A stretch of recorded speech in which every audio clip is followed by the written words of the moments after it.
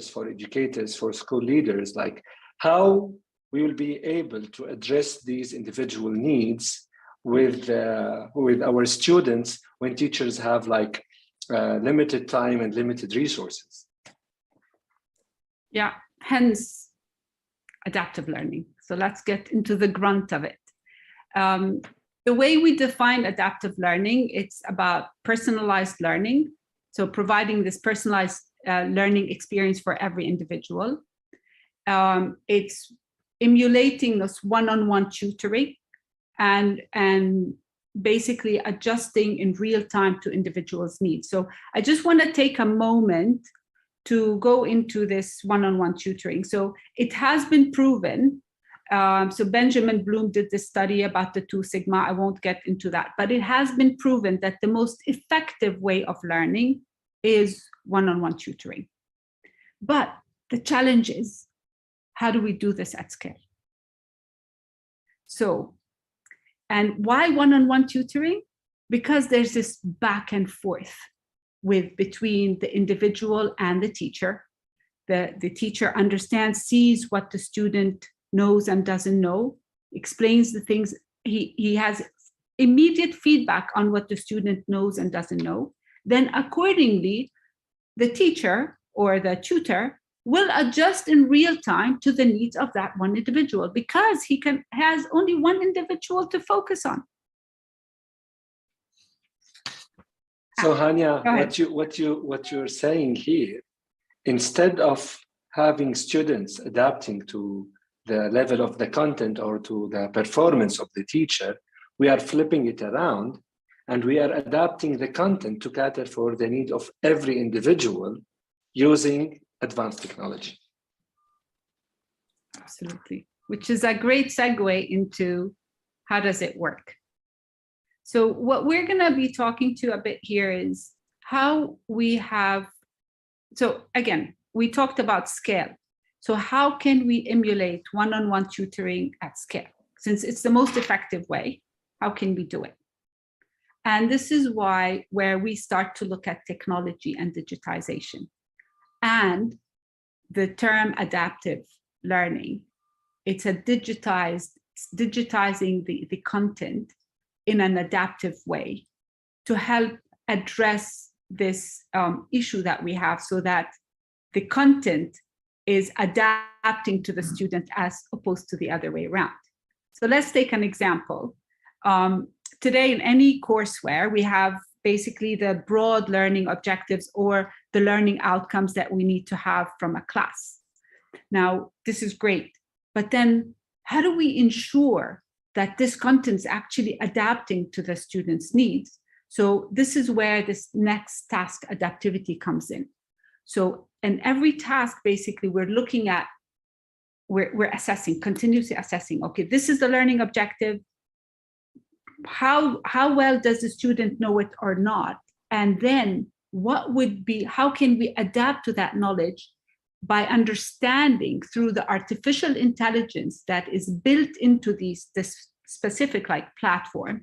How can we adapt the next task? What would be the next task, the best next task that is needed for a student to reach proficiency in that specific learning objective?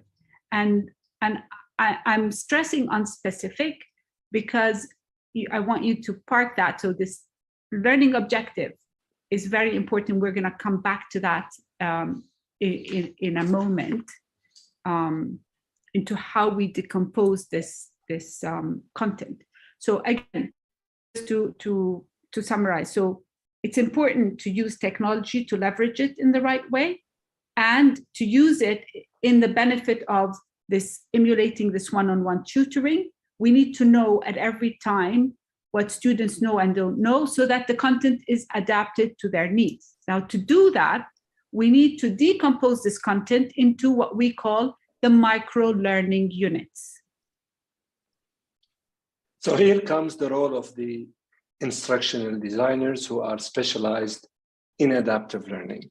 So to make sure that happens, whatever the size of the content is, whether it's a book whether it's a video, whether it's a slide deck, we have to decompose that. And we start by building the main element in this structure, which is the learning objective.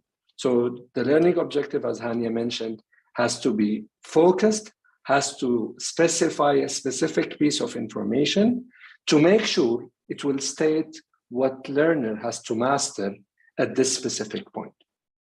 Once the learning objective is defined and it's clear, we then build what we call at least one probe for it.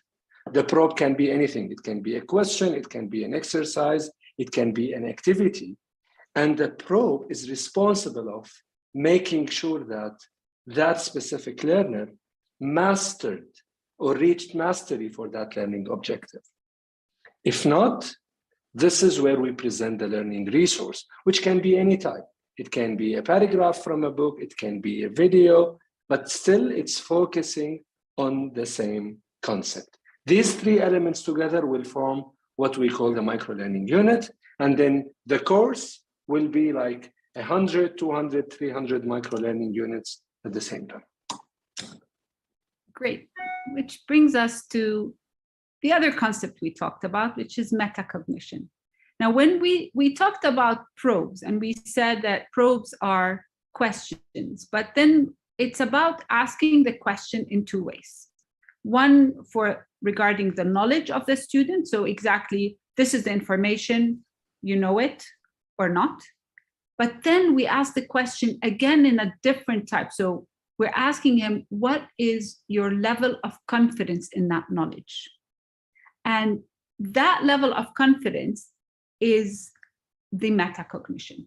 So for example, if I ask the question and I say, and you answer it wrong, and then the second part is, what is your level of confidence? You say, I know it, I think I know it, not sure, or no idea. If you say, I know it, you answer it wrong, and you say, I know it, this means that you are not really aware that you're wrong, which is the classification of that is being unconsciously incompetent, means you don't know that you don't know. So the adaptive learning engine, I see Muhammad smiling. Did I say something wrong? No. This is exactly like to know what we know and to know what we don't know. Yeah. So, so the whole idea here is through this one-on-one probing and through a probing, the learning objective, the whole idea is to get the student from being unconsciously incompetent, providing him the information that he needs, having him understand it so that he becomes consciously competent.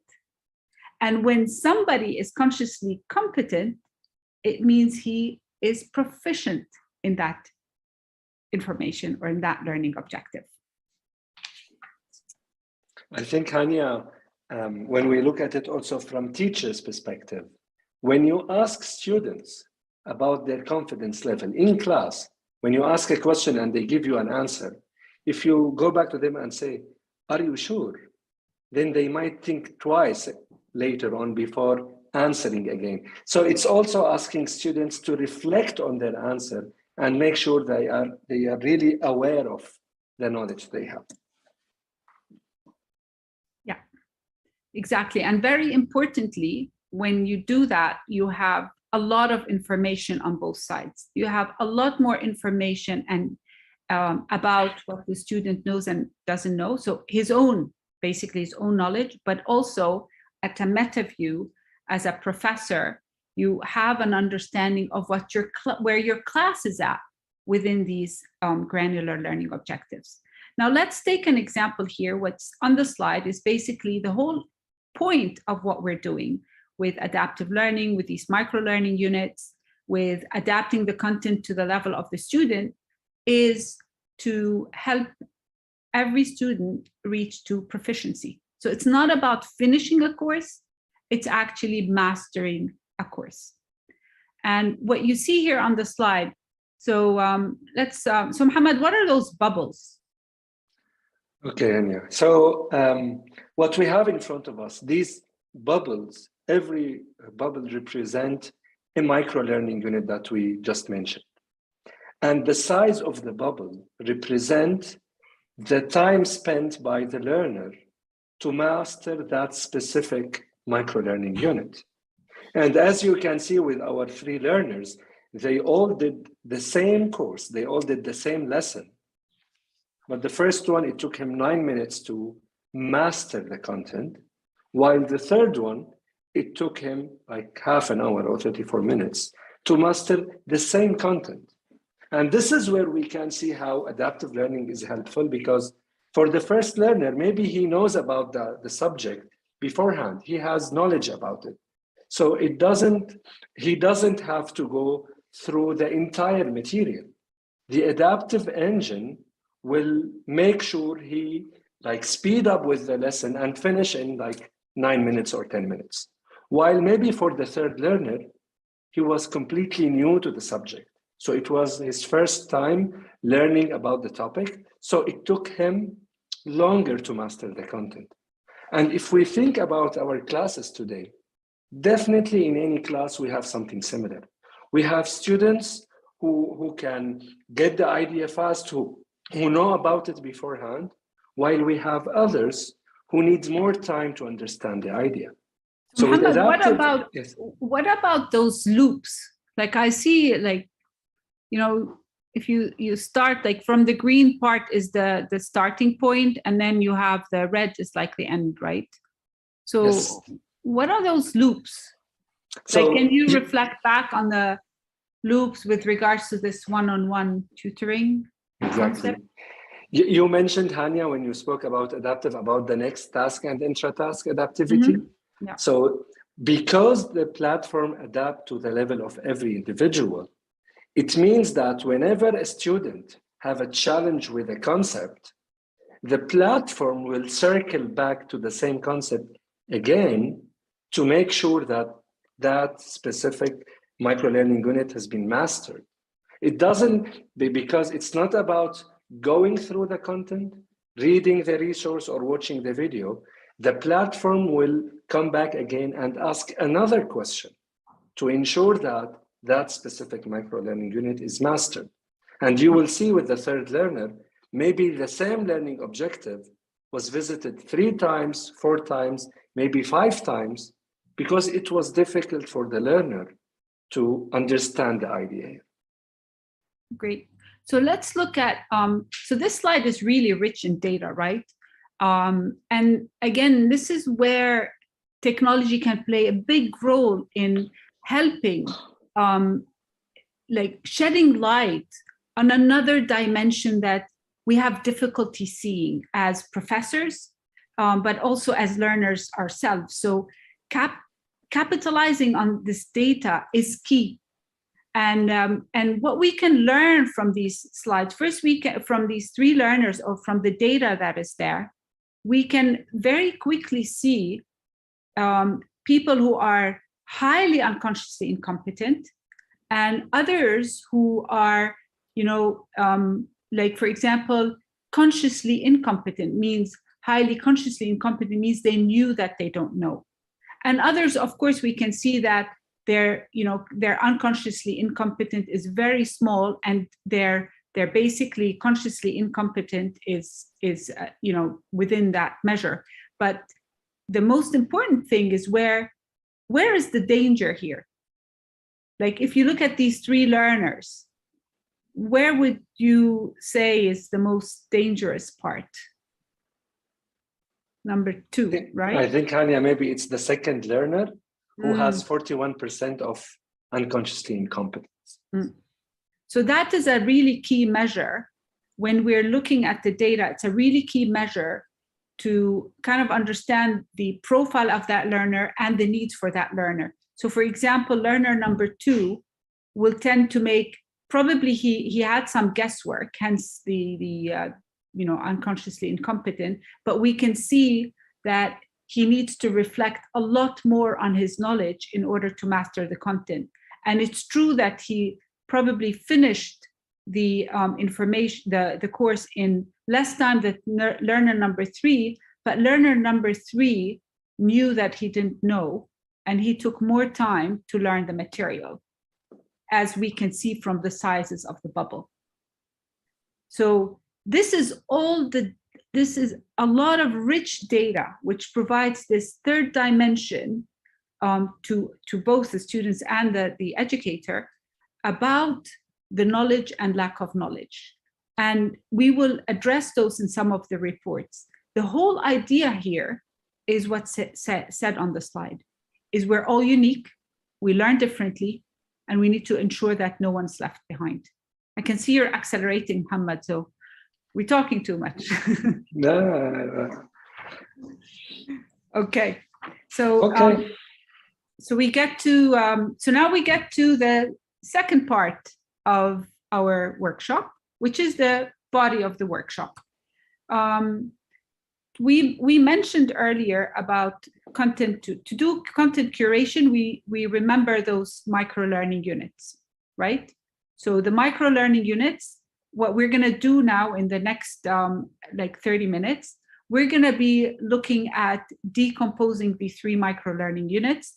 We're going to give you some examples. We're going to go through those one by one, and we will start with the learning objective. To you, Muhammad. Thank you, Hania.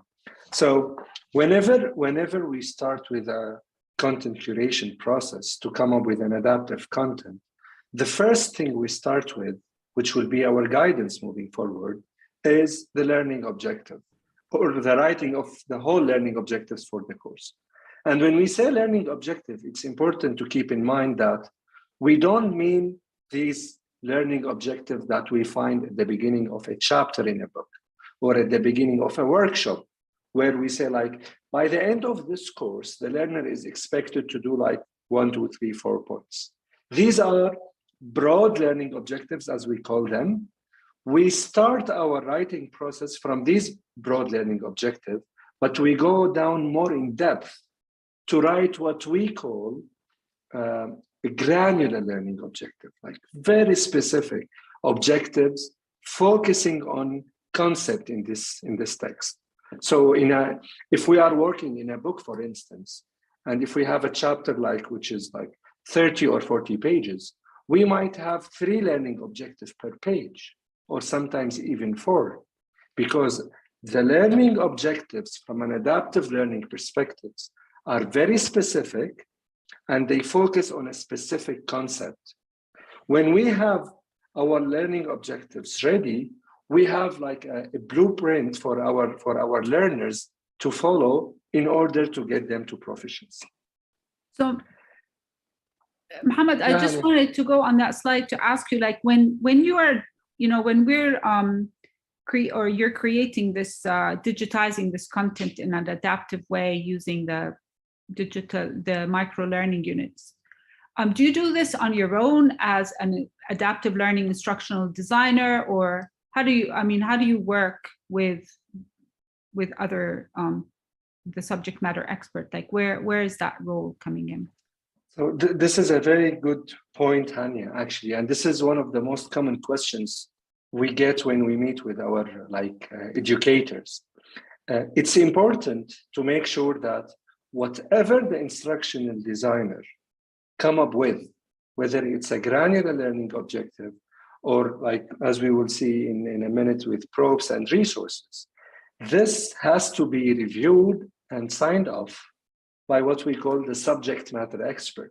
So if you are converting a content in science, for instance, okay, there should be a subject matter expert who is expert in science, in the curriculum of science, and he or she are going to review everything done by the learning objective, starting from everything done by the instructional designer, starting from the learning objective, then with probes, and later on with resources.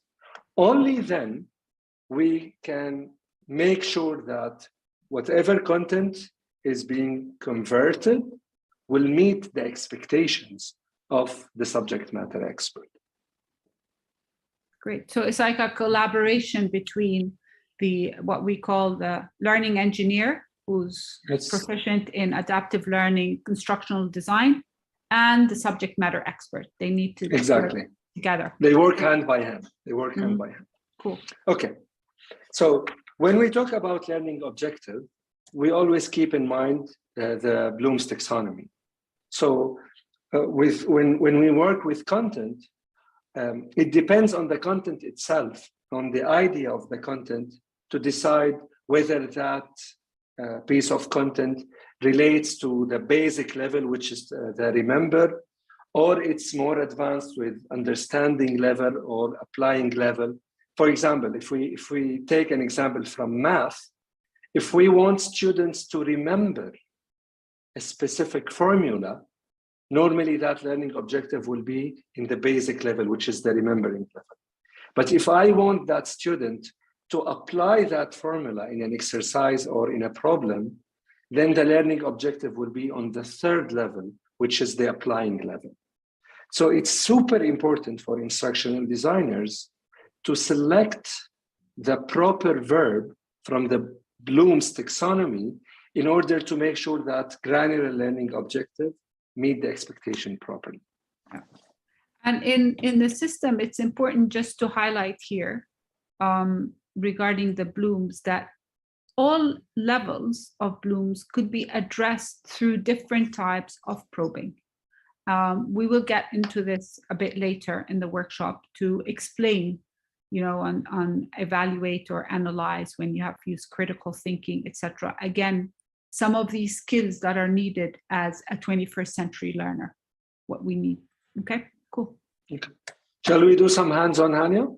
Yeah, sure. So, all right. So what we're going to do here, remember, so we have a text and our first objective here is to identify the main points of this text, right? Why? In order to get to that learning objective, which is at the core of this micro-learning unit. Exactly. Cool. So let me read this text. So we'll give you a moment to read it. I'll read it out loud, but please, please read it on your own. Read what's on the screen and start to think. If you have a pen and paper, write what you believe are the key learning points or key points from this text. So I'm going to read it. You're going to take time to write this down. And then we're going to review this together. So the text is, what is adaptive learning? An adaptive learning system is a computer-based teaching system that adapts in real time to the needs of each learner. For the last 2 years, Gartner has ranked adaptive learning as the #1 strategic technology impacting education. The concept has been around for nearly 100 years, yet is almost unheard of, let alone used in education. Adaptive learning systems typically use formative assessment, which is a question-based teaching technique, to assess the current cognitive state of the learner and constantly adapt, adjust, and readjust the lesson content and teaching approach. Cool. So let's just read it again together on the screen. Maybe take 20 seconds. All right.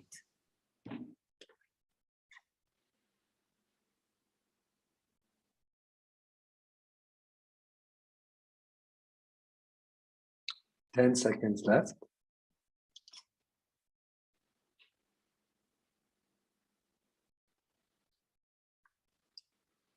Okay. Okay, so before we go on to the result. Okay. Okay, so everybody has done their homework. Okay, I'm going to take that for a yes. Okay, let's go. Okay, so Hania, what are your key points? So when you look at this text, what do you think are and in your opinion, what are the key points out of this text that we are going to write learning objectives for? I was about to say. Yeah, I took this as yes. Yes. Okay, great. So the key point, the one I saw was this first one. So an adaptive learning system is a computer-based teaching system that adapts in real time to the needs of each learner. The other one is, I didn't get that one, by the way. Formative assessment, to assess the current cognitive state of the learner and constantly adjust and readjust the lesson, content, and teaching approach. So great. I kind of don't get the second one, Muhammad. We will get to it in a minute. So the highlighted text here represents, for me as an instructional designer, what are the ideas that I'm going to write learning objectives for? Let's take the last part, the last paragraph. And if we want to think of what our learners should know out of this text, it might be something like, okay, first they have to identify the assessment method used in adaptive learning and understand its functionality. So in the first line, they identify the assessment method, and in the second one, they understand its functionality. If we check this learning objective, we will see that it has two Bloom's verbs, identify and understand. And if we look at the Bloom's taxonomy, that the first one, which is identify, is from the remembering level, and the second one, which is understand, is from the second level. As per the adaptive standards, having two verbs in one learning objectives lead to what we call a combined learning objective. And that's a problem. That's a challenge. It's a big challenge. Yeah. Why do you think, Anya, having a combined learning objective is a challenge? Yeah, because how can you, I mean, in order for you to be able to measure something, you need to measure it, right? So if you have two together, you're gonna be measuring two things. So you won't be able to identify the exact area where somebody has an issue. Exactly. So in another word, that means if someone had a mistake with the name of the assessment method, and someone else had a challenge with its functionality, the platform will consider both learners with the same issue. Yeah. Where actually they have different challenges here. Like how to make this combined learning objective or compound learning objective, how to make it a granular one.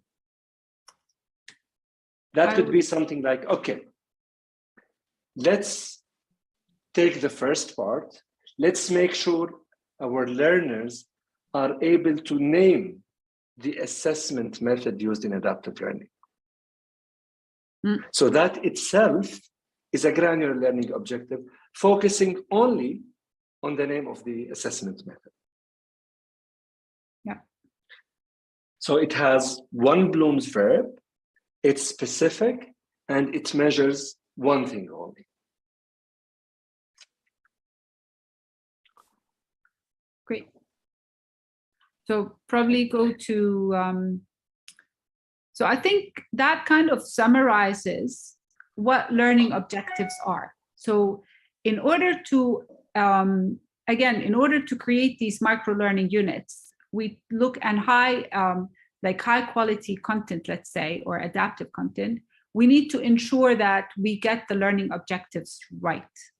And we need to make sure that these learning objectives are granular. And that means they focus on one concept at a time. So those Bloom's verbs are guiding us to ensure that we are really addressing one key point at a time. Correct? Exactly. Right, cool. All right, so I guess this covers learning objectives. So let's move to the second part of the micro-learning unit, which is probes. So what about probes?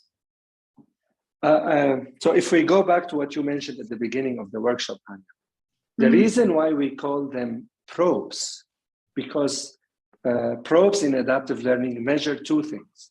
They measure knowledge and they measure the level of confidence in the knowledge that the learner has. So for that reason, we call them probes. And it's important also to keep in mind that in adaptive learning, we use probes to support learning, not to assess learning. So in an adaptive environment, probes are used to help students understand, to help students master the learning objective, not to give him or her a grade at the end. So it's a total change in the way we look at questions, because in adaptive, it's okay to make mistakes. I want to learn about a concept. That's why the probes is important to help me identify where I have challenges. And one more thing, Muhammad, they have to be absolutely aligned to the learning objective. 100%. And that is one of the things when we look at high quality probes, that's also one thing we look out for. We look out for, exactly. And that's why we start with learning objective and then we build probes for, because we want to make sure the probe we create measures exactly what is there in the learning objective. If it measures more than what's there in the learning objective, then it's not a good quality. It's not a high quality probe. And if it measures less than what's there in the learning objective, it's the same. It won't be a good quality content. So this is a sample probe that shows how the platform measures the knowledge here. So the learner here has to select an answer. And in order to submit the answer, he or she has to select one of these 4 options, whether they know the answer, they are sure about it, or they think they know it, or they are not sure about it, or they have no idea. So basically, to go back to that concept of asking questions in 2 ways and being unconsciously incompetent, to kind of model it here, right? So you ask the question, it says, choose the correct answer. So let's imagine, so what is conscious competence? So let's say I choose the learner answers, number 2, the learner answers a question correctly, but guessed or were unsure they knew. Okay, that was my answer. Okay, let's imagine what this is going to look like. And then, so I answered it. So I'm going to put a dot on it.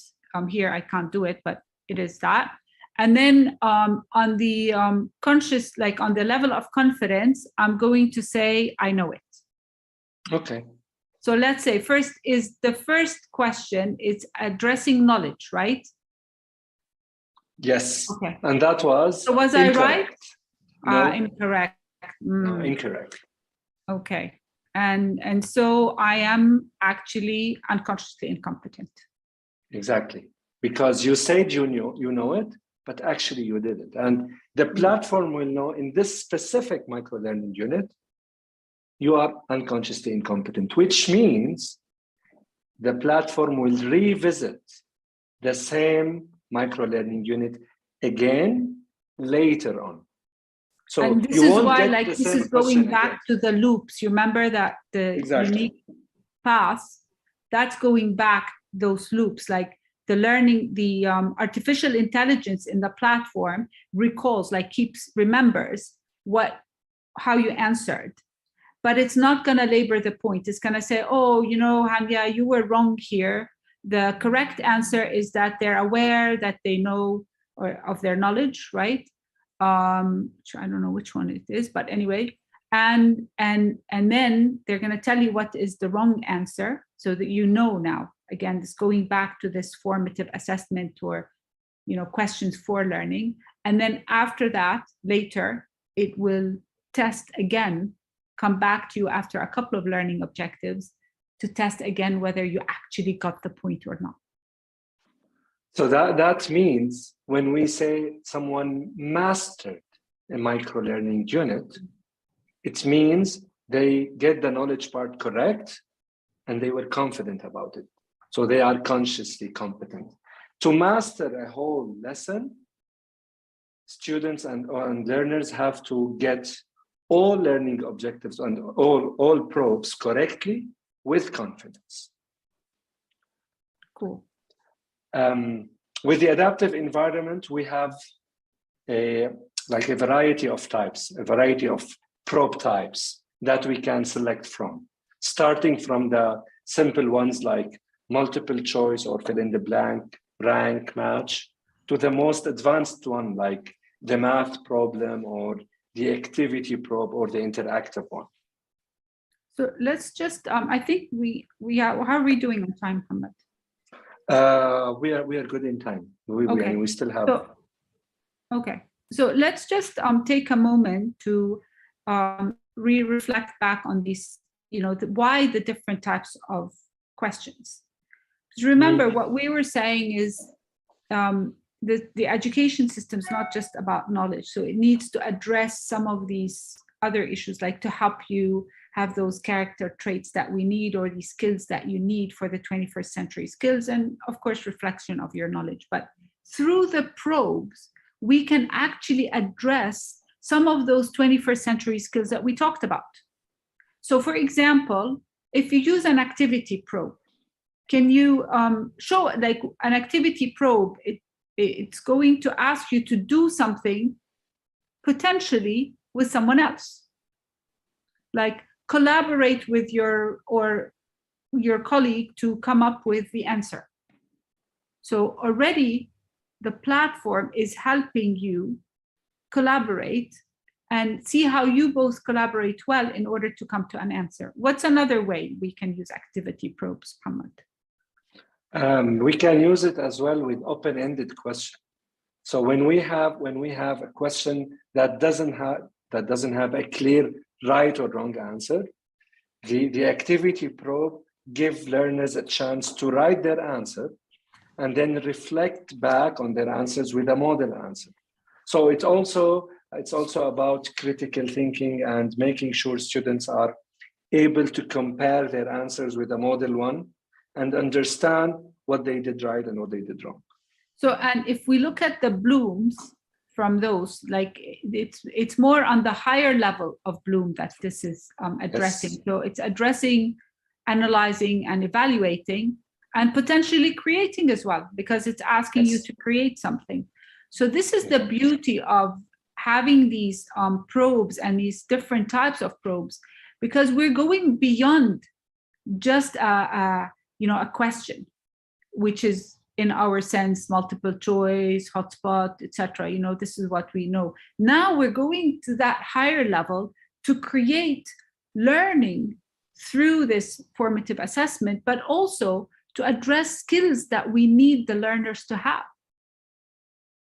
And when we ask you, for example, to create content, we ask you to evaluate yourself. How would you evaluate that against a model answer? We're asking you to reflect on a specific criteria. So your ability to reflect on that specific criteria means you had to understand what that criteria is, and you need to be able to reflect your knowledge on that specific criteria. And this is what 21st century skills is all about. It's all about critical thinking, reflection, collaboration, and so forth. Okay, but let's go back, Hania, to our example when the text and the learning objective we wrote, and let's think of how to come up with a probe for that. So someone might say, okay, let's put a question or a probe for this text, and let it be something like true and false. Adaptive learning systems typically use summative assessment, and we don't do that. In adaptive, we don't, as instructional designers, we are not allowed to use true and false because it has what we call low predictive validity. So the learner in such a question might guess the answer. They have 50% chance to answer this question correctly, although they don't know about it. They don't know anything about it, which means that will let the platform know that, okay, they mastered the learning objective or the micro-learning unit, and actually they don't. So having questions with low predictive validity might mislead the algorithms in the adaptive platform for students who actually haven't mastered something, but they will consider it as like fully mastered. That's why it's not allowed to use true and false questions as an example in adaptive environment. Okay. What could be a suitable way to probe for this learning objective? Name the assessment method used in adaptive learning. So the key point here, or as we saw, is formative assessment. So we could write something like this for the last 2 years, and then the concept has been around. Adaptive learning systems typically use, we put a blank for a fill in the blank question, and then the learners have to write the word formative here. So what level of question is that, Mohammed? Like if you'd say, you know, it's a bit more complex, let's say, to use a fill in the blank than a normal multiple choice question, an MCQ.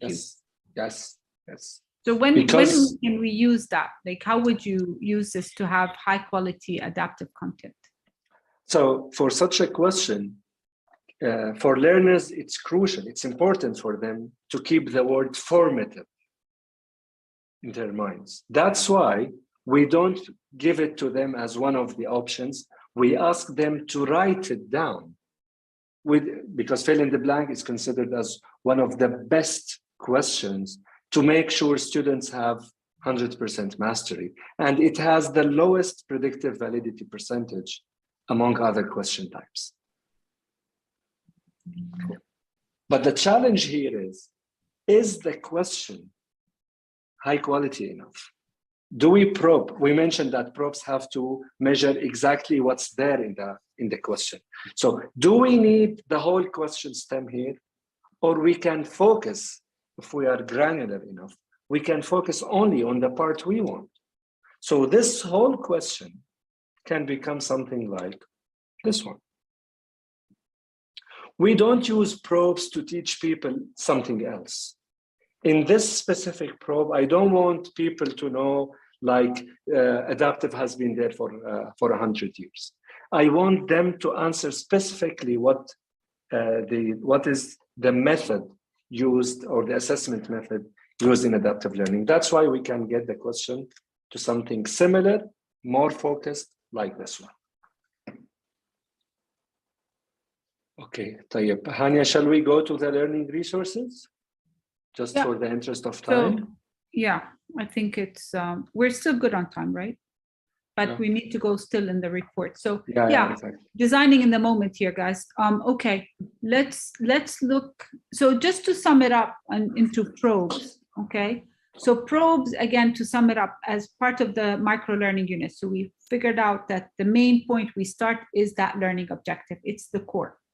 Now, we need to pair the right probe to assess the knowledge and metacognition of a learner of this learning objective. So we use those probes, and we said that those probes need to be to make them high quality. They should have a high what it said, predictive validity. So you should not have a low predictive validity. It means like a true and false. And one of the highest ones would be like a fill in the blank.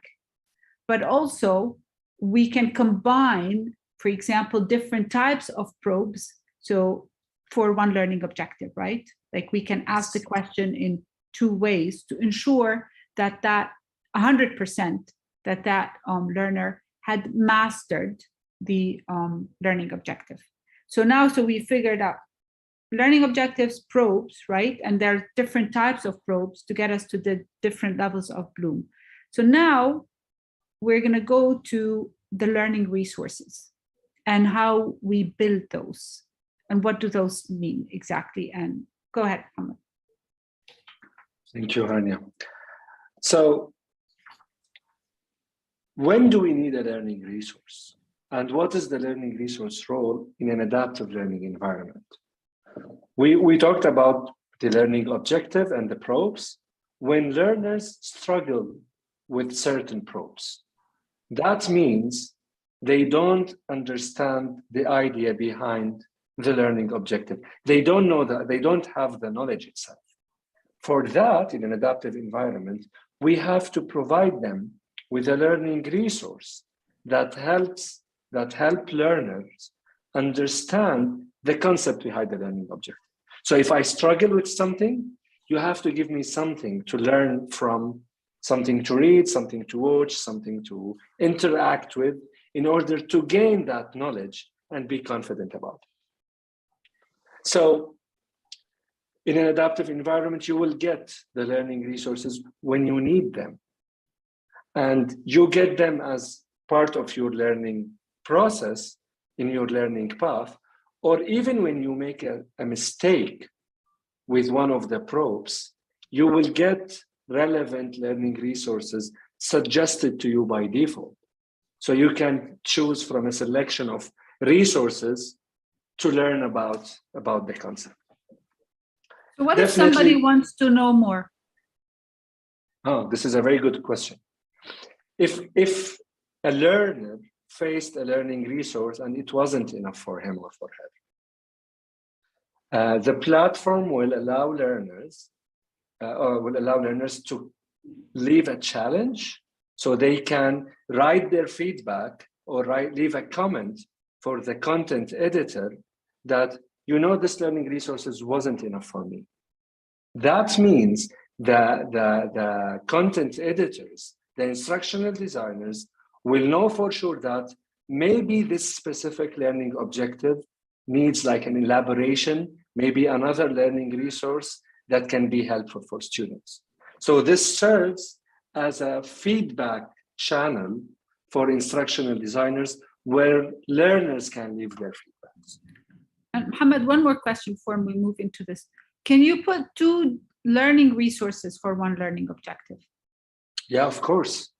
And we have done this several times, especially when we have books. Mm-hmm. So when we have a book, we keep the text of the book as one of the resources, but in most of the situation that won't be enough for the learners. So we combine that with another like interactive slideshow or like an animation video where learners can learn the same concept in a different way. And I can tell you, Hania, that the more resources per learning objective, the more engaging the experience will be for learners. Yeah, absolutely. Okay. So definitely there are set of standards for the learning resources when we build them, like the multimedia concept or the redundancy concepts. It's important to keep in mind that we shouldn't overload learners with many things in one slide. We have to keep information relevant. We have to keep it short. We have to make it in a smaller packages. So if I'm teaching a concept, I don't have to cover everything related to that concept in one slide. I can decompose it in smaller slides and have them as part of a learning resource. Like, for example, here, the same content can be delivered in different ways, which will make it more appealing for learners when they learn about this concept. It's also important, Mohammed, is to kind of combine different like modalities together. Yes. So for example, yes, like dual modalities, like you have the text being read by the coach, for example, but you have some key points coming in on the slide. Yes, exactly. So yes, you exactly. don't repeat this text here, but this text you can also listen to, you know, so to address the different needs of different learners. Because it's much more engaging when you are engaged in your learning experience, when you see something, as you said, and listen to something as well. So this is part of the learning resource design process that we follow. Also, something like this, we have seen many resources like this when it's difficult for learners to understand what to look for. So it's super important to make it simple and clear for learners, because again, we are helping individuals to learn at their own pace. So it has to be clear for them how to understand the concept and how to navigate through. If we go back, Hania, to our example, yeah, it could look something like this one. So instead of having the whole text on the slide, we will just put the bullet points on the slide, and then the coach in the left side will explain the concept to learners by reading it. Yeah, that will make the concept easier to understand, and as you said, much more engaging. Great. So I think we have arrived to the end of this micro-learning unit Yes. part, right? So just to summarize, so now we know how to create a micro-learning unit. First, understand the key points, create that learning objective, pair the right type of probes, to assess the learner's knowledge and metacognition or awareness of his knowledge in that learning objective. Provide the right, just enough learning resource focused so that the student understands that learning objective. And then all of this combined will give us enough data to back to the artificial intelligence or artificial intelligent engine to be able to create those unique learning paths for every learner. Did I get that right? 100%. All right. So what? Let's move to the so what, which brings us to our last part of the workshop, which is the great, how do we use data? So this is why so what? And what we gain from technology here is that I love to call it like the third dimension or insights into learning, both at the meta view from a educational professor or from the educator, and as well for the student himself. Exactly. And this is exactly what the platform does, Hania, on different levels. So if we look at it from a student perspective, I'm learning something, and I need to know where I have to focus. Where are the areas that I struggled with the most? And where do I need to focus moving forward? On the student level, the platform will give detailed reports to the level of the learning objective itself. So for example, on this report on the left side, the student himself or herself will know exactly where they struggled, which learning objective took most of their time. So they can revisit the same content on the platform again and again. They get to see like which, in terms of their progress, where are they doing well? What are the lessons they have to revisit again? And where to focus, where to spend their time, and on which module. Mohammed, I love that in like one look, you have this kind of traffic light effect, Yeah, like exactly. very quickly you can see those areas. Like for example, if you take that one, you can see in a very quick view where students are, if they're engaged or not. Where, Yes. for example, what courses people have looked into and not. Like, let's look at the second type, the courses, for example. Yeah, this one. Yeah. So you know that what's the average progress? Very quickly you can see by the course itself. So on advanced learning, for example, 92%, on the implementation, like 11%. So as an educator, I can see, or department head, or I can see very quickly what's going on in my student population. Exactly, because Hania, having too much data is helpful, but if we are unable to read this data, it won't be meaningful for us. Yeah, so I love that you said that, actually, because the whole point here is use know how to use that data, be able to visualize it, right, in order to create knowledge. And that knowledge is going to help us make decisions. So that's informed decisions. Yes, exactly. So for example, here, if you look at the educator view, what types of reports the platform can generate? So the basic one, as you said, I can know for sure who's doing what are the lessons that students have mastered, and what are the ones that they still needs to work on. You know, my favorite one is this most difficult learning objective. Yes, this is the most used report on our platform. Yeah. Like if you have a class of 30 students, and if I come to you and ask you, okay, what is the most challenging part of your lesson for the students? So most educators will tend to guess from their perception that, okay, maybe they have a challenge in that area or the other area. With adaptive learning and with such detailed reports, you get to know for sure on the granular level what was the most challenging learning objective for your students. Yeah. So I love that you said granular, because that's the whole point. Today, let's imagine you in our normal, setting without this type of data. Let's say you take an exam and you haven't tagged, and I know I'm coming into introduce this concept of tagging.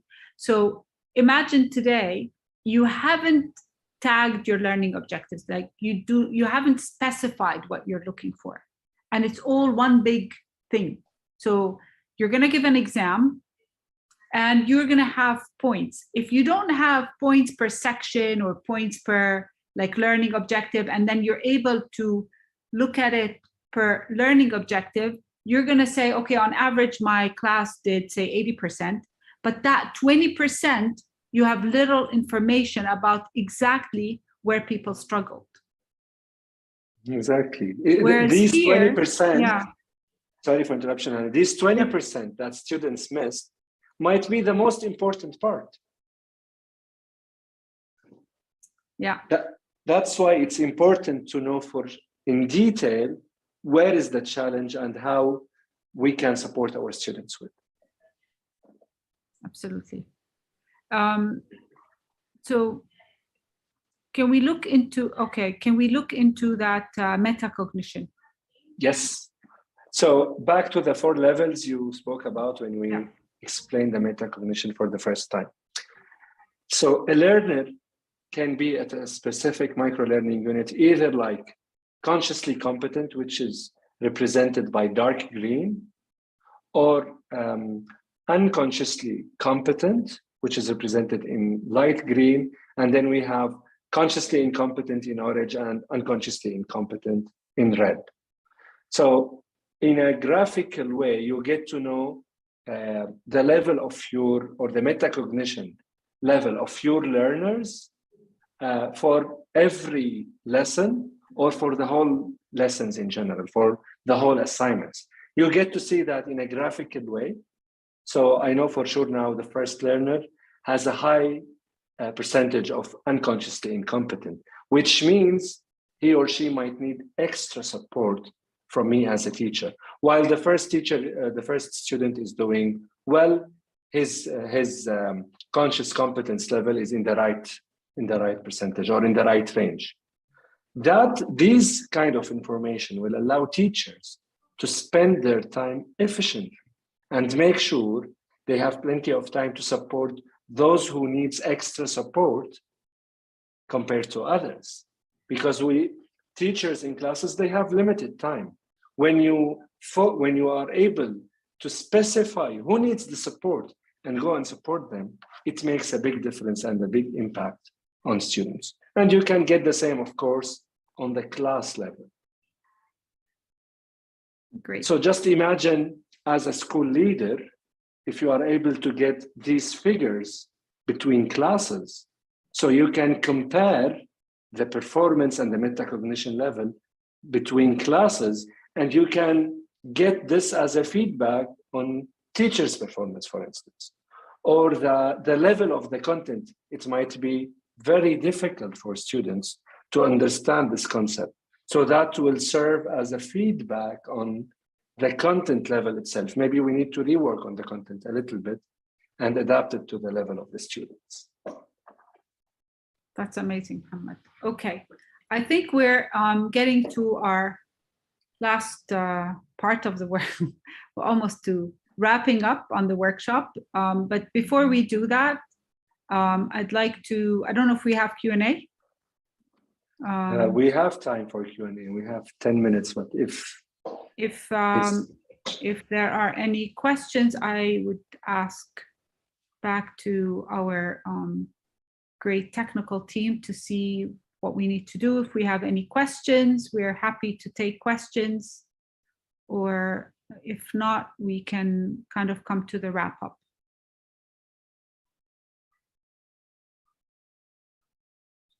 Okay. I think we can have questions on the chat. So we can get questions over there.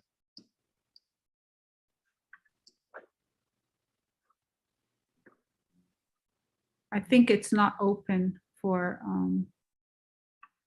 okay. So Hamad, I suggest we go into wrapping up if there are no questions. So yeah. First, I want to thank you all for being with us in this workshop. It's been exciting to be here with you. Just going back what we've looked at. So we've looked at what is adaptive learning and what are the ways in order for us and why it's important to, again, shed light on the uniqueness of every individual and to make sure that the content is adapting to the learner as opposed to the learner adapting to the content.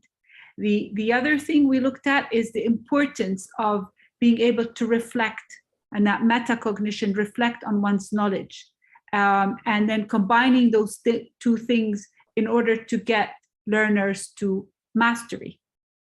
And then we went through the workshop, the body of the workshop, where we looked at how do we convert content in a high quality way for adaptive learning. So we looked into, Hamad? Yes, so we looked into coming up with that micro-learning unit, starting from the foundation, from the learning objective, then building the probe to make sure that specific learning objective was mastered by the learner. And if not, then comes the learning resource that can be any type to support the learner to understand the concept behind that specific learning objective. And finally, the most important part, which is how do we capitalize on the data that is captured from this way of converting content, which brings us to the reports and the so what.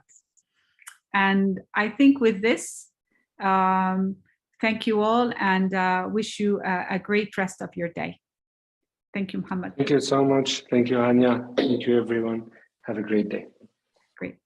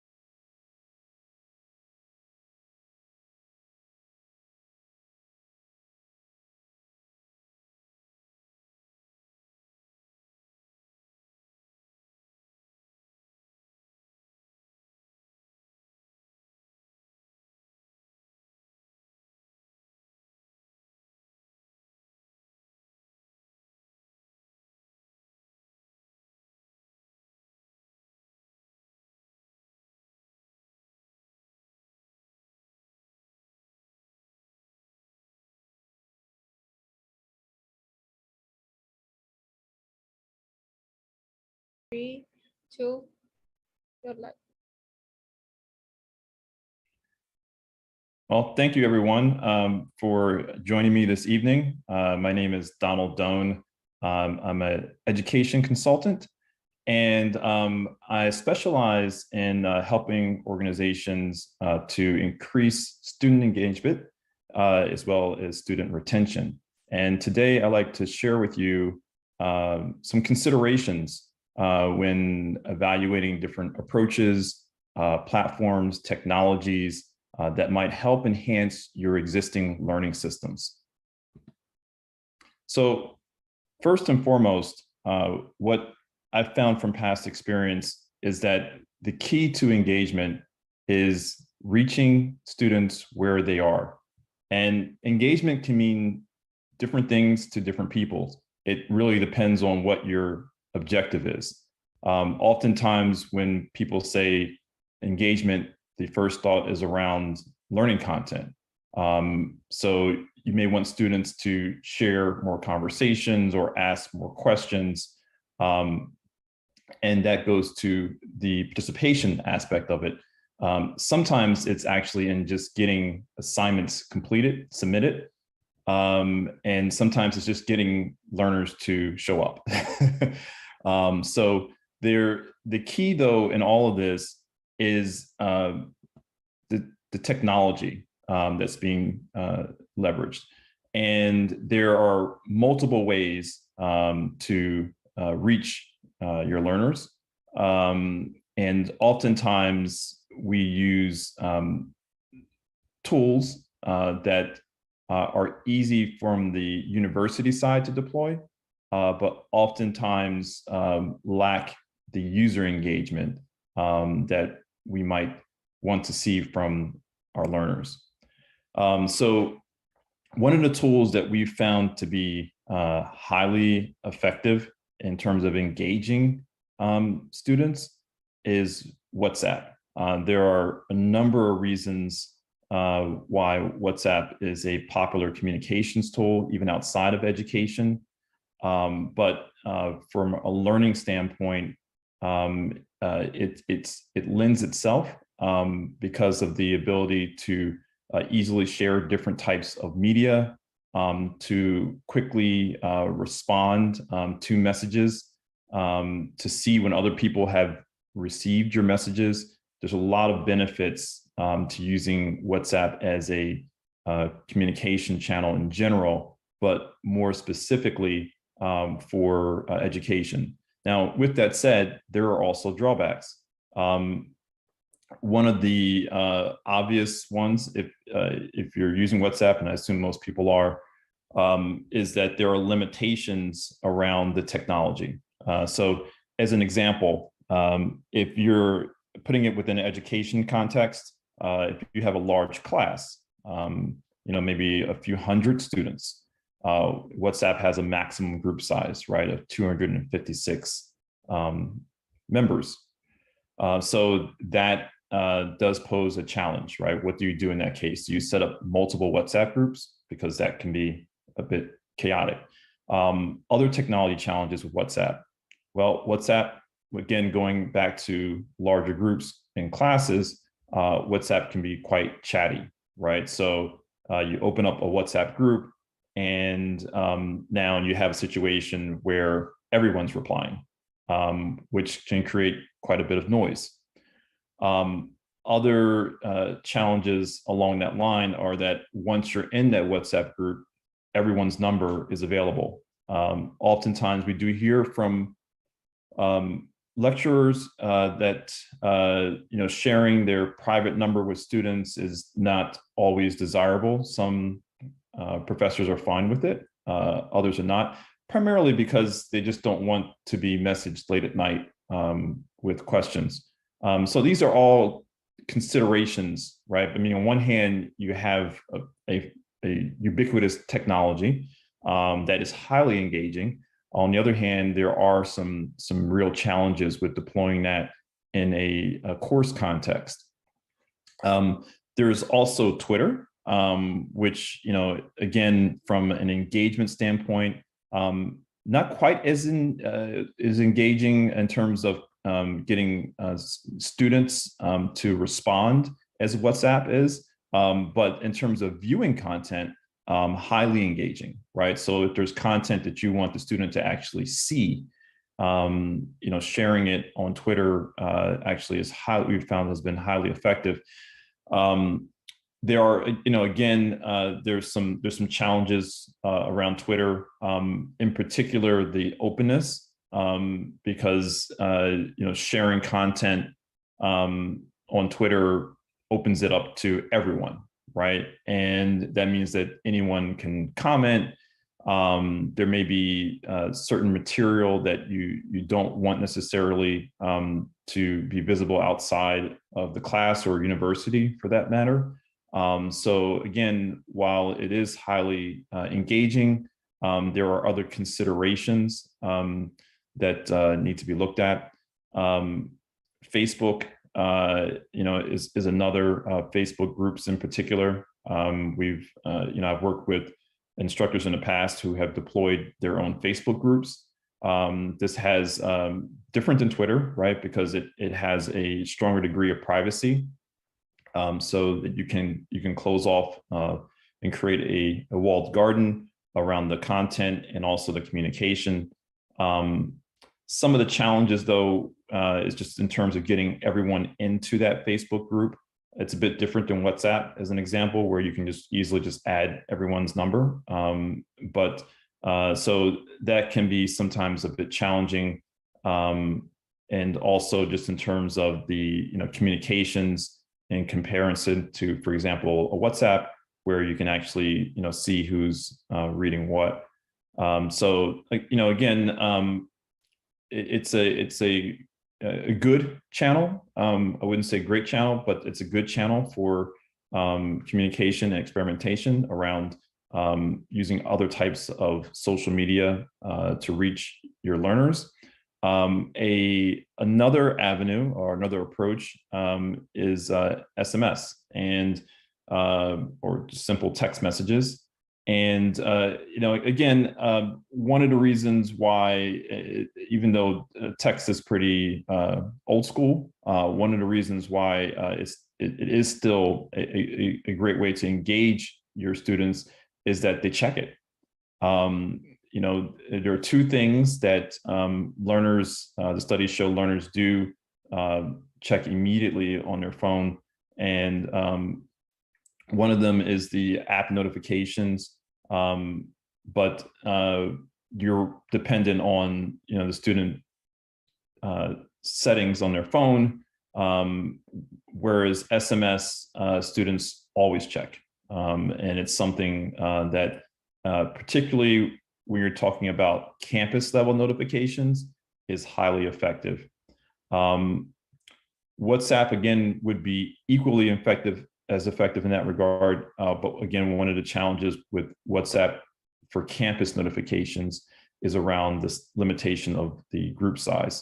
SMS, obviously, there is no limitation. You can send out a message to your entire university campus. MMS, kind of a sister companion to that, just a richer media content that you're able to share. Oftentimes, the MMS is used more in a course context, whereas SMS may just be for sending out updates or notifications that you want either your class or campus to be aware of. There's also voice, which can also be, is, again, not necessarily at the top of the list for engagement, but it's an alternative to consider because it does get the attention of the students. This can be delivered as reminders. So for example, if there's a upcoming session or examination, sending out a reminder. I put here a reference to text-to-speech and speech-to-text because there are also technologies that allow you to facilitate two-way communication.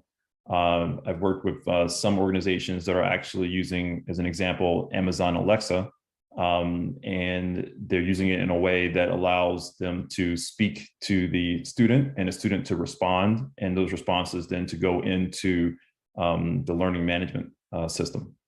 So there are some interesting applications happening with voice, and then there's email, which is kind of it's been around forever.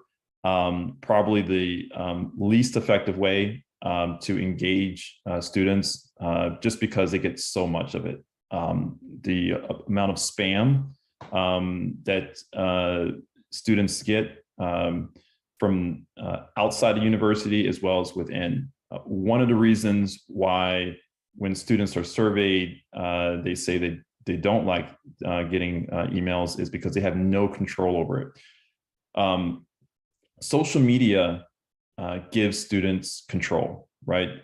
They can choose who they want to receive messages from, notifications from, for that matter, right? So whether it's WhatsApp, Twitter, Facebook, students have a choice.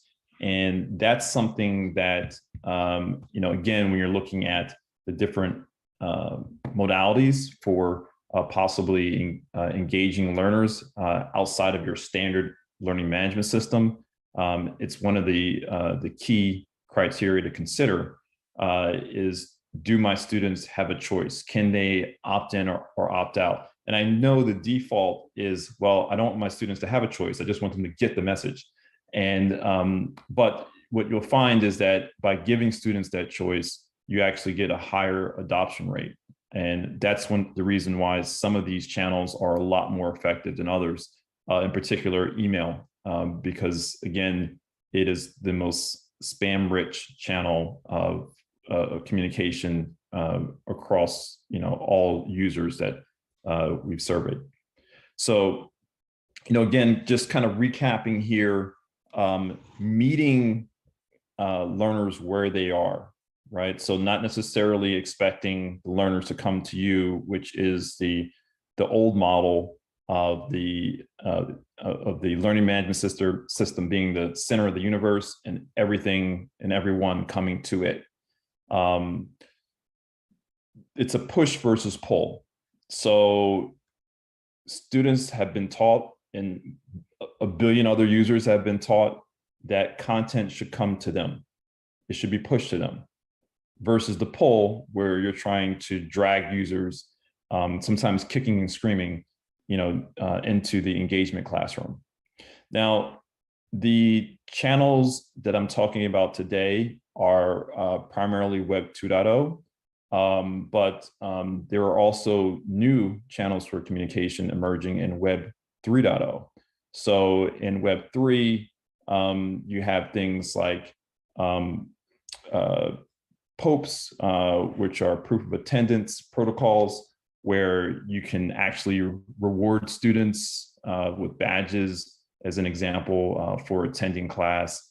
There's also the actual aspect of virtual learning, and having students come into a virtual classroom, which again is another layer of an engagement.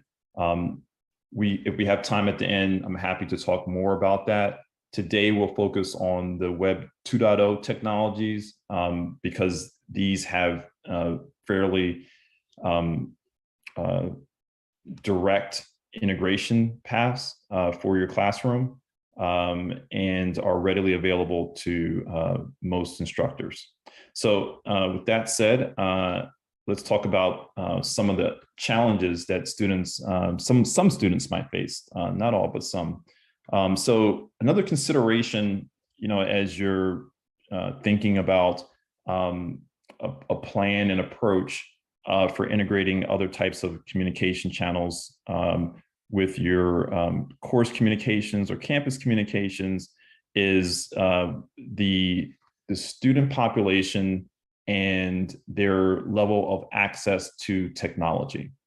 So there are, depending, again, this is your mileage may vary, depending on your student population. These are some challenges that some students might face. And you want to be cognizant of this because as you're deploying the tech, you also want to make sure that you're reaching the maximum number of students possible and engaging the maximum number of students possible so no one is left behind. And so one of the things to consider is access, right? Where is the student? And this is, the answer to this is actually not static. So where the student is could change throughout the day or week or month. So at one point in the day, the student might be on campus and have fantastic access because they're on campus. Then depending on where they live, they may go to a place where they're not necessarily near cell towers or don't have ready access to data, and that can create challenges, right? I call this the no, low, or slow internet syndrome, right? So there are cases where students might be in places where there's just no internet access once they get home, or they have it, but it's not great, right? And I think some of us probably have all been through that, where there's been times when the communication gets to be challenging because even sometimes it's high speed most of the time, and then something happens. And it's frustrating, right? So imagine dealing with that on a regular basis, and you're trying to learn and do assignments and other things with those types of challenges. So that's one consideration as you're, as you're thinking about the different types of communications platforms to deploy. Another is the device hardware, right? So we kind of all have, new devices, and we just assume that all of our students do too, right? That they've all got the latest phone or tablet or laptop, and sometimes that's the case, but not always, right? And so we want to consider that even as we're thinking about the types of information that we're sending to students, how easily how easily are they able to consume that information with that device? Is it going to take forever for them to load? Is it going to take a long time for them to respond? During the heart of the pandemic, this issue came to light, particularly around remote examinations, right? Because you have some students that were taking exams, and it was, they had high-speed internet access, they had very fast devices, and it was quite easy for them to download the questions and respond. Other students may have been challenged. They may have had intermittent access, right? Maybe it was fine and it was slow, or maybe it was continually slow. They may have had slower hardware, which does impact, how fast or slow pages load, which in this case would translate to questions, and then how quickly they could respond. All these factors, right, impact the end user experience and their level of engagement. So again, something to consider. Another point is around service interruptions, which I alluded to before. Sometimes these service interruptions are intermittent, and it's by the provider, which can't be helped. Other times it's because of other issues. It could be that the service was actually switched off for the learner, and that may have been out of their control. It could be that the learner had a number change, right? So this is something to consider. I know we talked about, SMS messages being very effective. Well, they are, as long as the number doesn't change, right? So that's one thing. How do you, when a number change occurs, how do you account for that, right? How do you get the system updated with the latest information for that user? So that's another consideration as you're looking at these, these types of technologies. So what I found from working with a number of different schools across a number of different countries is that a single silver bullet just doesn't exist. And that typically what most schools wind up doing is taking what we call a multimodal approach, which means that you use different types of communication technologies to reach and engage your learners. And there are various benefits to this. There are also some drawbacks, and I'll talk about that as well. The SMS, as we mentioned before, this is common. This is the most common denominator in terms of your learners. Just about everyone will have access to this.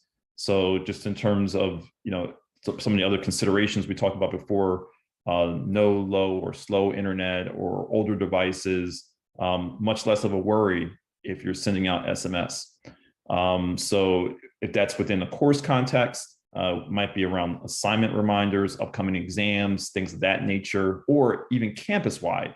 It could be updates around vaccination requirements or updates around other things that are happening, in the world. And those types of updates can be readily sent to the majority of your campus very easily through SMS.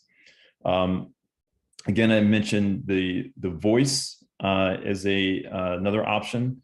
This is, again, a great way to reach students that might be on older devices or slower devices, because it basically just translates a text that you can send in an email form, or actually just post as an announcement, and it will actually translate that to a voice and call up the student on their phone so that they can get that message. In most cases, it's a one-way transaction. Typically, it's not two-way where the student is expected to respond. So it's something rather urgent that you want to communicate to that student. And the text-to-speech is a great option for that. So another an obvious area for engagement is social media. Social media addresses a number of the challenges that we mentioned before. One of which, think about, I just talked about the, student number changing. Well, in social media, your social media ID or handle, for students typically does not change, right? Their Twitter account is their Twitter account. They have followers on there. They have a network on there. That handle doesn't change. So once you have that, you have a way to reach them, even if their service is disconnected, or if their number changes, right? So social media can solve for that problem, along with the engagement, because the SMS and the voice are more or less one-way communication, whereas social media is really meant to be a conversation. And that is key to depending on the context for your communication, that can be very key to increasing the level of engagement. So social media, as I mentioned, which also encompasses WhatsApp, is a fantastic way for course communications. It does have some challenges for campus communications. I'll talk about some of the ways in which I've been able to work with universities in the past to help them overcome that. But for now, let's also look at some of the integration considerations and talk about that. So when do you integrate? Where do you integrate these types of technologies? Well, the center, right, of the universe for most schools is their learning management system, right? That's where all the action happens. And so this is normally a key point for integration. Looking at what communications are going out of your learning management system that are timely and important, and then deciding how you want to relay those communications, to your users. In some cases, users are only learners. In some cases, it's learners and parents.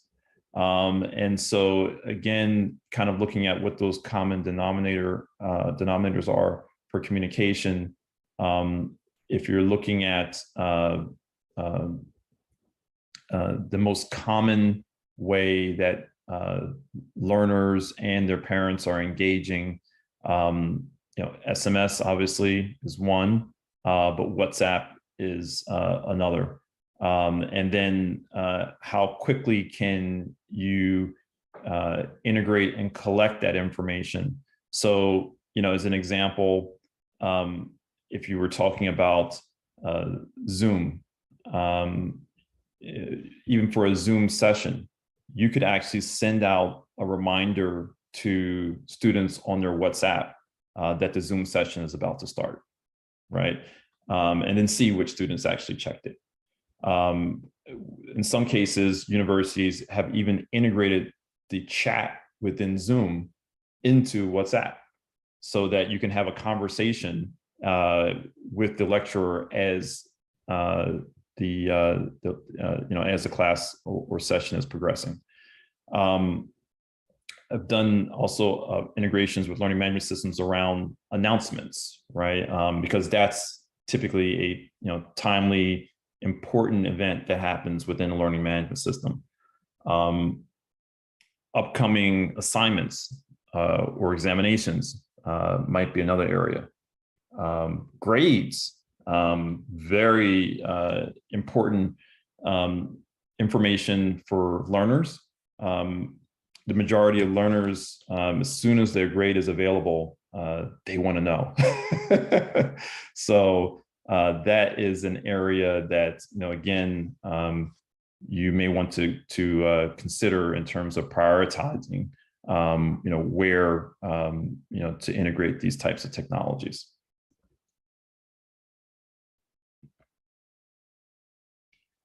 So, getting into, from what just past experience, what schools are evaluating, what's most important in terms of deploying these types of new technologies. And one of the key criteria that we've found in the past has been around training, right? Because this is key to instructor adoption, right? So you can have the greatest technology in the world, but if you can't convince your lecturers to actually use it, then what's the point? You won't have to convince your students to use WhatsApp, for example, right? I mean, this is an easy sell. They're already using it. You're meeting them where they are. But there might be more work involved with convincing lecturers to do it for a number of reasons, right? And so considering, how do you make it as easy as possible for lecturers to adopt, this new way of communicating, whatever it is that you decide is best for your university. That can be a real challenge because the existing systems, learning management systems, by default, you go in, you post messages, and again, it's a push versus pull. The instructor posts a message in an LMS and expects the student to go to check it. Maybe an email goes out, but again, as we mentioned earlier, it is unlikely that students will check their email regularly just because of all the other spam issues. So how do you automate or integrate with the existing workflow, right? So what the lecturer does already, how do you complement that without having them necessarily go out and have to learn something new or do a number of other steps, because these all cause friction, right? And these are impediments to adoption. So again, something that should be at the top of the list for consideration. I say no training, but maybe low training, right? So a small amount of training is fine, right? But if you're having to teach a whole new set of technologies, that can be a bit sometimes overwhelming and intimidating for most of us, right? And that's one of the reasons why I focused this conversation as an example on Web 2.0 as opposed to Web 3.0, because Web 3.0 does require quite a bit of training to understand an education, to understand some of the fundamentals and how to use it, why to use it, et cetera, versus Web 2.0, most of us are using those technologies today already, right? It's just a matter of making it easy to use in the context of a course or campus. So the other consideration is hardware. Certainly don't want a situation where you're forcing students to adopt new hardware. That is costly for them, and if it's being subsidized by the university, obviously costly for the university. So when picking these solutions, again, it's ideal to look at technologies that are already being leveraged by the student, whatever they have. So it's a bring your own device situation, as opposed to you deploying new devices. So that's key. And then the other thing is that you don't want to do too much maintenance around this. Again, you want to pick communication platforms that pretty much work on their own, right? So once you get it set up, I call it a set it and forget it. You've done some integration, and now it just works, right? You don't have to go back and think about, okay, well, what do I need to set up or configure next? That is really key, because again, it goes back to this first point around the training. The maintenance is also key, because you really want educators to focus on what they do best, which is educating, not the technology. You don't want the technology to get in the way. So with that, I am going to take some questions and also show an example of an integration, so you can see how a potential integration might work. Something that I think might be helpful. So I see that there are some questions here. Platform support. Yes. So you do have to really amaze them and show students how easy it is and how it will work for them. That is absolutely key to getting the student adoption. That can be a challenge in and of itself. And so one of the things, and I'll show here, tabs here. Okay, so here what I'll show, this is a Blackboard course where I've done some integration here. And what I'd like to do is show what a workflow might look like here. And so within Blackboard, there are announcements. And again, as I mentioned, you want to focus on communications that are timely, that are important, and typically announcements are, right? So I might say something like student engagement workshop, right? Just a reminder that workshop starts at 30 p.m. and questions at the end. So I could go ahead and send that out. And normally what happens within Blackboard is, in a best case scenario, an email goes out and maybe at some point a student checks the email, maybe. But the expectation is that the student will log into Blackboard and view this information. And the level of engagement for that is typically fairly low, because it's not a social or engaging experience for the user.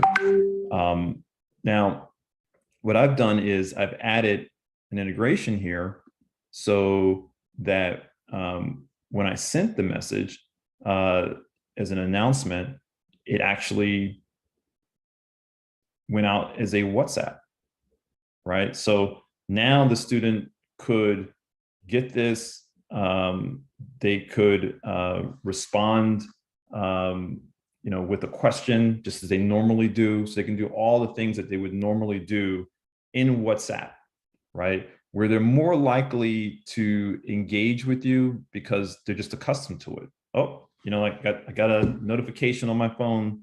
Let me see what that is. Oh, I'll take a look.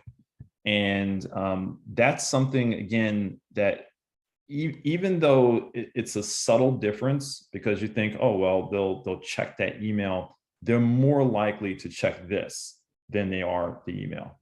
And students are also more likely to respond to this than they are to your email.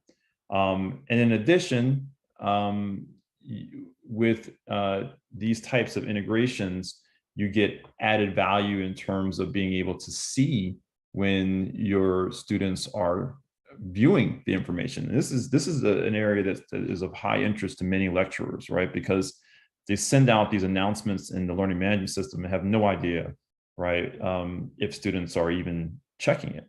But with these types of integrations, you can actually see when a student goes in and views your message, even if they don't respond. When you do these integrations, at least for example, in a WhatsApp context, there's also additional benefits because it allows for greater features than normal WhatsApp. So in normal WhatsApp, I had mentioned that there's a limit around the number of people you can have in a group of 256.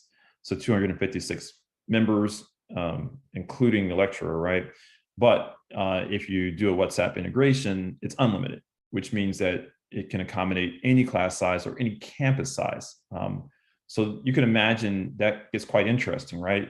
I just sent this announcement out from Blackboard, and this was to a course, but you could also imagine doing something like this for an entire university, right? Where there's information that you wanted to send out to everyone. You could also have groups of just staff, right? Where you want to get important information out to just staff. And instead of sending an email, which even some staff may not check, you can send a WhatsApp that they are highly likely to check and actually see that they did, that they read it. So there's some interesting applications there. I showed how, I went and posted a message through Blackboard, and I talked earlier about how the LMS or learning management system is normally the central platform for almost all communications. However, that does depend on the department, right? Because for your university, there may be other departments that rely heavily on sending out emails. And we talked about all the reasons that email can be a bit spammy. Well, you could also use email as a tool that gets translated into a channel that is more engaging. So as an example, I could have something like team update, classes will be in person starting. Right, and let's say this was some email communication that was going out, to the campus. So, again, maybe some students check that, maybe they don't. You don't really know, and because there is so much spam, it's hard to get on the student's radar if you're only using email. And so having this multimodal approach, it doesn't mean that you stop using email, right? It doesn't say, okay, well, I'm not going to use the email anymore. Or I'm not going to use the learning management system anymore. In fact, what you want to do is take a holistic approach where you're reaching students on the channels that they prefer. And that's where that multimodal approach comes in.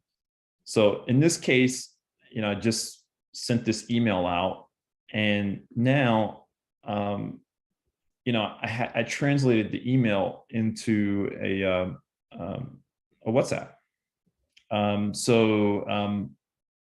Even though, let's say, marketing department at the university might be sending emails out, those emails could still be sent out and also translated into WhatsApp notifications that reach students where they are, and that you can get more analytics data around in terms of who's reading it, when they're reading it, that type of thing. So anyway, I just wanted to provide a quick example of how something like this might work. And as I mentioned, WhatsApp is one of the more popular channels, but you can also consider Twitter is another engaging channel as well, along with other social media. If there's any questions, I'm happy to answer them at this time.